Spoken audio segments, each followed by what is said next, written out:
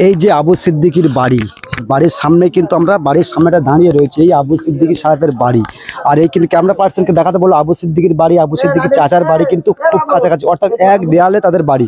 আর camera পার্সনকে দেখাতে বলবো কবরস্থান, একেবারে আবু সিদ্দিকীর বাড়ির সামনে কিন্তু কবরস্থান দেখাবার চেষ্টা করবো। এখান থেকে কিন্তু সকাল থেকে লাশ তুলে তারা কিন্তু ময়নাতদন্তের জন্য নিজের রায় কিন্তু ময়নাতদন্তের জন্য নিয়ে গেছে। এই কিন্তু আবু সিদ্দিকী সাহেবের বাড়ি, এখানে কিন্তু এখনও মানুষ ভিড় করছে।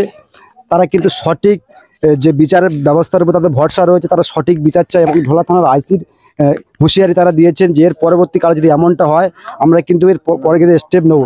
আমার সঙ্গে জিজ্ঞাসা করে নেবো, এই যে আবু সিদ্দিকী কেমন ছেলে ছিল?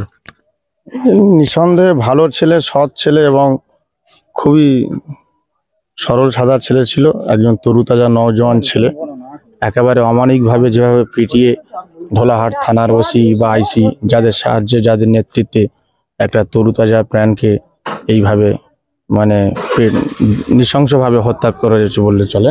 আবু সিদ্দিকী কি কোনো রাজনৈতিক দল করতেন? সেটা আমি ঠিক জানি না, আমি এখানে বাড়ি না, আশেপাশে। খুব ভালো ছেলে ছিল। এলাকাবাসী মনে করছে মৃত্যুর পিছনে কাদের হাত রয়েছে কি মনে করছে? আবু সিদ্দিক কোনো রাজনৈতিক দল করতো না, ও অন্যটাকে থাকতো। ছোটবেলা থেকে ও সকল সময় ব্যবসার মধ্যে পড়ে থাকতো। মায়ের অপারেশনের জন্য আবু সিদ্দিকী কি তার কাকার দোকানে কাজ করতেন কর্ণাটকে? কাকার দোকানে কাজ করতো এবং ওনাদের নিজেদেরও দোকানও আছে। আচ্ছা, উভয় সব দোকান ও দেখাশোনা করতো। আপনারা কি চাইছেন? আবু সিদ্দিকী যে লাস্ট দ্বিতীয় ময়নাতদন্তে গিয়েছে, আপনারা এখন কি চাইছেন? আমরা চাচ্ছি যে এই জিনিসটা পুলিশ মারধর করে এই জিনিসটা তাকে মৃত্যু করেছে, তাকে ফাঁসির মঞ্চে যেন খাড়া হয়। অর্থাৎ সব মিলিয়ে কিন্তু এখানে যে অভিযোগটা আছে আবু সিদ্দিকী কোনো রাজনৈতিক দলের সঙ্গে জড়িত ছিলেন না।